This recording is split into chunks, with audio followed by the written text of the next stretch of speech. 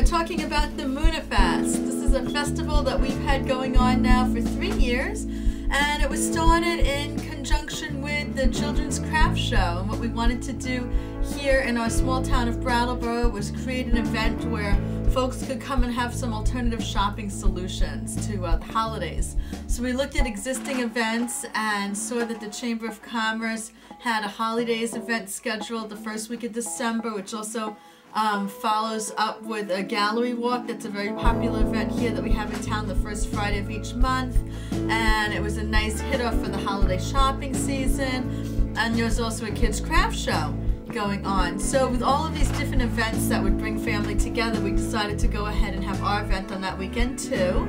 And we rented out a popular central location in the downtown of our 3-block town, and happened to book the space before the kids craft show, and that's how they ended up being a part of the event with us, because when they went to book the space and found that we had already gotten it, they contacted us and said, can we share? And we figured 60 children plus parents, hey, that's a guaranteed audience for the Moonafest, so sure, let's go do it. So we went ahead and did that, and we've been partnering together ever since. It's been a really great mix of venues because it does bring a lot of family in. Because it's the holidays event, which is a whole downtown promotion through the Chamber of Commerce, we also bring in a lot of out-of-towners, and we'll advertise in different publications to let them know that we have this Moonafest going on. From Williamstown, Massachusetts, and I'm up here on the weekends. I'm very happy to see fair trade being promoted anywhere. It's very, very, very important to treat everybody on a quid pro quo. And oftentimes corporations, larger corporations, are out for number one.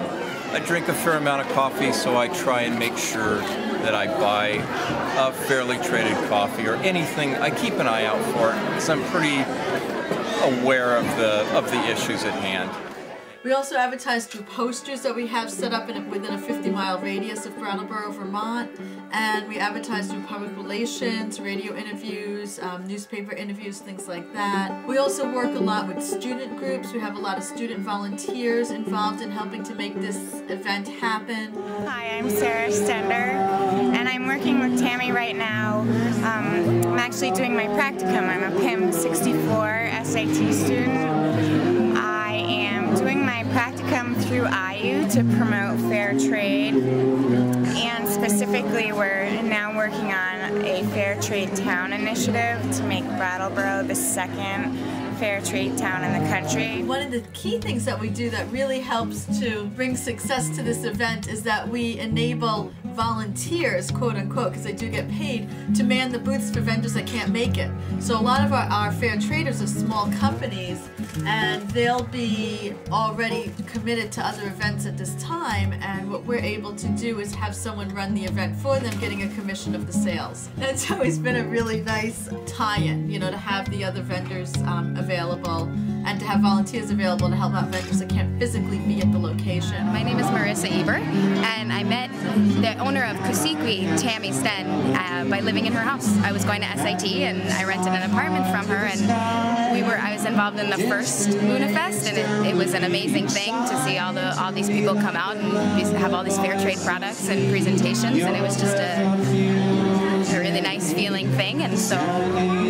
every year I've been if I'm around, I like to do the show. SIT is a graduate school in Brattleboro, Vermont, and there's a number of different majors there: organizational management, sustainable development, social justice, and international relations. And my major was conflict transfer. And the reason we put that picture out there is to show who makes them and where they're from. The knitting of the sweaters is part of an ancient culture and part of their everyday life, and by making a living off of the knitting of the sweaters, the women are able to do what they've done for centuries and care for the home and do all of that, as well as earn a living in a ever-changing world that requires money. So that's one of the advantages of our sweaters. They're all natural vegetable dyes, so that's another nice part of it. They're fair trade and they're natural. Usually about 30% of our vendors are actually represented by volunteers, and we try to match folks that have experience in the country that the products are being made into, so that kind of helps to bring the education piece forward. My name is Yasmin Coley-Porto, and I am the co-founder and CEO of Mama Africa Imports. I'm originally from New York City. However, I've been living on and off in Ghana for about 2 years. I started this business about a year and a half ago with my partner in Ghana. And all of the wares here are made by my friends. And so whenever I come back to the U.S., I always bring stuff with me. And yeah, it started off really small and it's actually grown over the years, so it's really nice to see your child grow. They all come from the southern part of Ghana? Mm-hmm. Yeah, in the southern part around Cape Coast. However, the wares themselves may come, like these are from the eastern region. These are the crocodile and snake actually come from up north in Bogatanga. This particular necklace is from Mali. And then over here we have some wares from Tanzania. This is the youth groups made it. Yeah, this is what young people do in Tanzania, and yeah, they do this as their main economic activities. So they do a lot of handicrafts and they sell to different people, making curious, and also the guests, visitors when they come. This event is a very education-oriented event. It's not necessarily buy, but it's more learn, learn, learn. And what we want to do is have people experience fair trade, have them be able to taste it, feel it, smell it, try it on, ask questions, see it. And that really helps people to understand the importance of fair trade. You know, how is this really affecting somebody? How is this being made? How is something that's not fair trade? You know, what's the contrast there? My name's Julia, and I'm with OK USA, and we're here kind of to shift the paradigm in the banana world from multinational companies like Chiquita and Dole to a model that really supports farmers. So our bananas are fair trade certified and they're organic certified. So that means that the farmers are receiving a fair price for the bananas, and we are facilitating the direct trade as well as long-term relationships. Now what's kind of exciting, what gets me really excited about our company is that we're partially farmer owned. So OK USA is owned by the farmers, so they have a seat on our board of directors and they share in our profits. So they help vision us for the future, where should we go with our company, as well as share in the profits of the success of today. So hopefully you can ask for OK USA bananas at your co-operators. The other thing that we do with our venue is we try to tie it in with as many other things as possible. So for example, this time, besides tying it in with Gallery Walk and with holidays and with the crafts fair, we also tied it in with a fair trade movie called Black Gold, which we had playing at the local theater. And that was really great because it helped kind of really bring a complete story of fair trade to the community. When I sent him the email, I was like, what are you doing sending this guy an email? He's not going to be interested. He wrote me back the same day, Yvette, when is the movie? I'd love to come. Right. But then he had other commitments on both days because to me, he was gung-ho. There's some VIPs in the audience that ended up being speakers. And, you know, there's the co-founder of Forest Trade and the #1 coffee hustler in the world. And, you know, so all those people were in the audience. And then Mocha Joe's. We just didn't know. Right, we had asked, at the last minute, those connections were made. Through all of these initiatives, we decided to go ahead and create a fair trade town in Brattleboro and use the Moonafest Fair Trade Festival as a kickoff for that. And we expected to have about 12 people signed up because we're a small town. There's less than 15,000 people in our town. And we ended up with 70 people signed up and even more joining each day.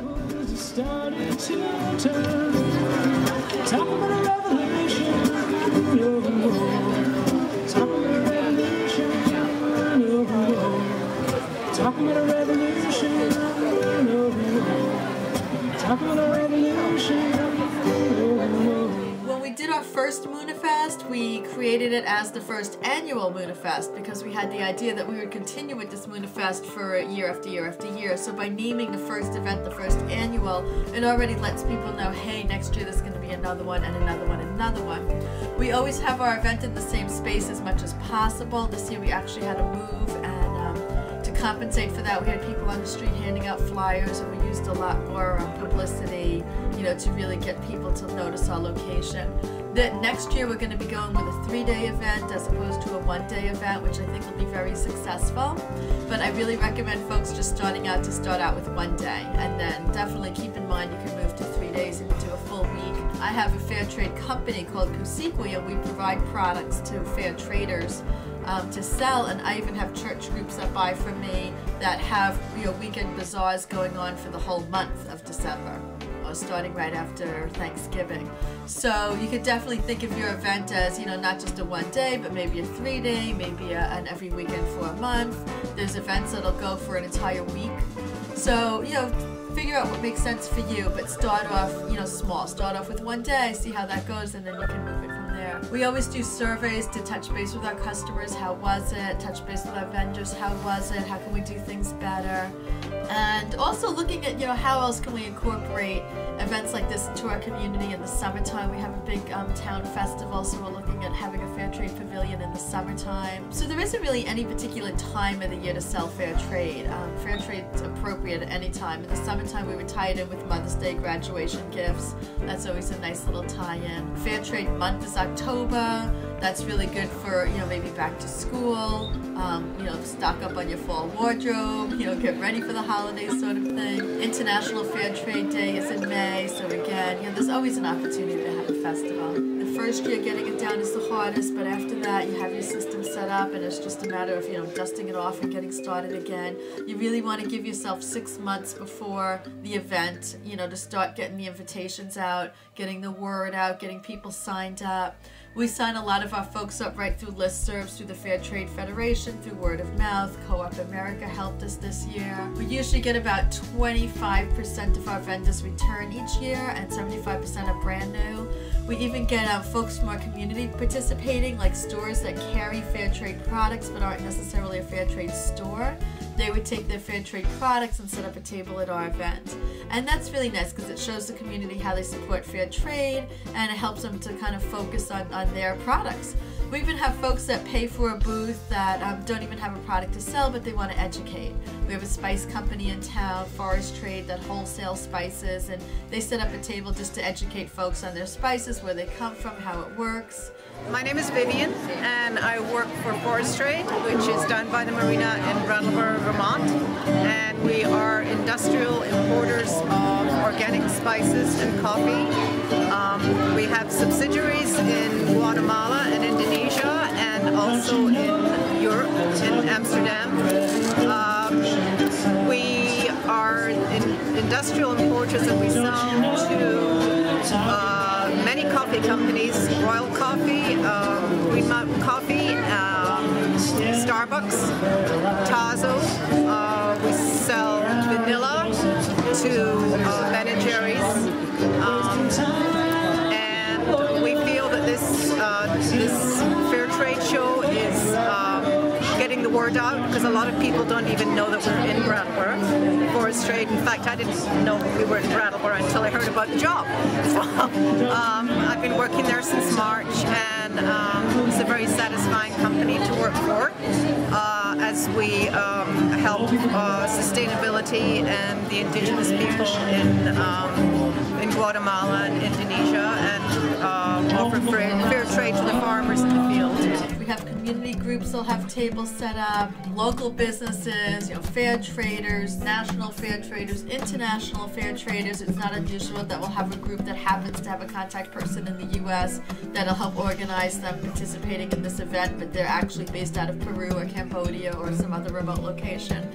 So our thing is really just facilitating, be open to everybody, just working with everyone to really make this a great event. We have a raffle every year, which is nice, where everyone donates a product, and people will then buy raffle tickets, and that's money that's donated to the nonprofit IU that sets up the event. We do a fashion show, which is great. It's just a wonderful way to show off all the products.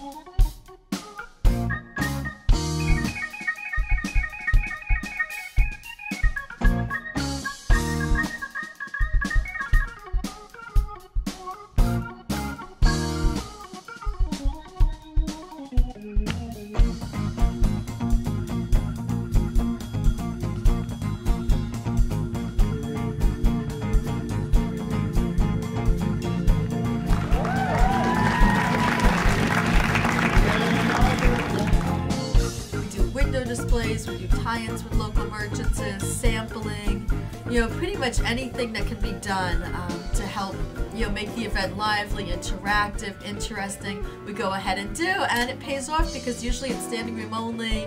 We have, you know, over 1,000 people attending the event, which in our little teeny tiny town is significant. This event was better quality than other years. Yeah, it was much more put together. It seems like a better really good event. signage, more advertising. Yeah. More Place to be with the vendors. music and all the action. And we had the movie and everything. Yeah, we probably had like 60% more for this event than we've ever had in other events. I wonder if we could also do like more active window modeling. You know, like you'd need more clothing samples, but have people standing in the windows as the window display. Like I've seen it in malls where you sit down and they dress you your clothes. I think just to make sure for like the professionalism of it, to like follow up with like a thank you and a survey. A lot of times fair trade products are sparsely distributed. There's not, you know, a fair trade superstore in every corner. So there's a lot of creative ways that vendors can participate, but the most important thing is that you're giving your community a choice, you're giving them options, you're helping them to learn, to educate, to see, and it's all good. So I wish everybody the most luck with their festivals, and I'm happy to be a facilitator, help anyone put their festivals together. That's what this toolkit is here for, is to really help others be able to share fair trade with their community. So best of luck, and keep in touch, and enjoy your festival.